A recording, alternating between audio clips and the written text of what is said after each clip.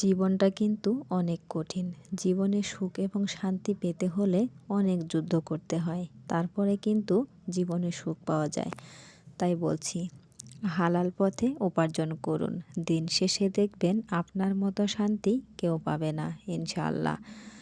দিনের শুরু থেকে শেষ অবধি পর্যন্ত চেষ্টা করবেন হালাল উপার্জন করার জন্য। 5 টাকা হোক, হালাল উপার্জন আপনার জন্য শ্রেয়। পরিবারের সকল সদস্যর সুখের জন্য আপনি কখনো কোনো অন্যায় কাজে জড়িত হবেন না। অন্যায় কাজ করে যদি আপনি দিনে 5,000 ইনকাম করেন, তারপরেও কিন্তু আপনি সুখ পাবেন না। আপনি ন্যায় কাজ করুন, হালাল পথে চলুন, 500 টাকা ইনকাম করুন, তারপরে দেখবেন আপনার সংসারে সুখের অভাব নেই। তাই বলছি, কষ্ট করে হলেও হালাল পথে উপার্জন করার চেষ্টা করবেন। আমাদের এই গ্রামের দৃশ্যটা কেমন লাগছে বলেন তো? অবশ্যই কমেন্ট করে জানিয়ে দিবেন। আমাদের বাড়ির পাশে বড় একটি ঈদগাহ মাঠ, দেখতে কিন্তু মাশাআল্লাহ অনেক সুন্দর। এখানে প্রতি ঈদে ঈদে অনেক মুসল্লি নামাজ পড়তে আসে। বাড়ির পাশে এরকম বড় ঈদগাহ মাঠ হওয়াতে সবাই অনেক উপকৃত, অনেক খুশি।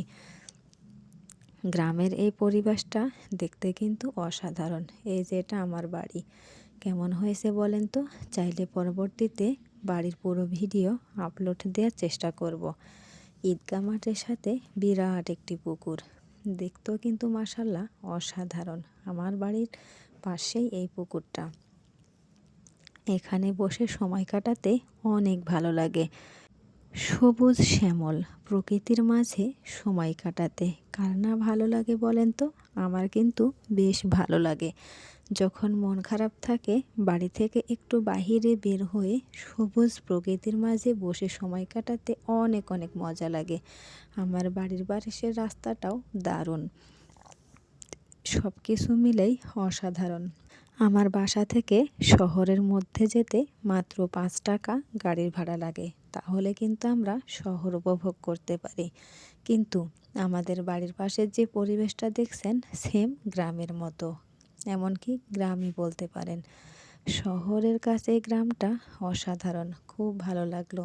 রাস্তাটা মাশাআল্লাহ অসাধারণ, তাই না কলিজার ভাই বোনেরা? সবুজ প্রকৃতি কার কার ভালো লাগে অবশ্যই কমেন্ট করে জানিয়ে দিবেন। বিকেলের এই দৃশ্যটা দেখতে কিন্তু মনোমুগ্ধকর, অসাধারণ, খুব ভালো লেগেছে। সময় কাটানোর জন্য আমরা একটু বাইরে বের হয়ে পড়েছি।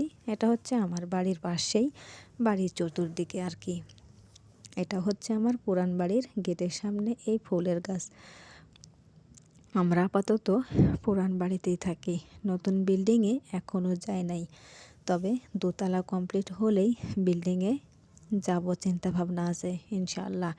আপনাদের ভালোবাসা পেলে আরও দ্রুত এগোতে পারবো। দেখেন আমার পুরানা বাড়ির সামনে দুইটা পুকুর। এখানে ছোট ছোট হাঁসগুলো কিভাবে আনন্দে নাচাগানা করছে দেখেন, অসাধারণ, তাই না?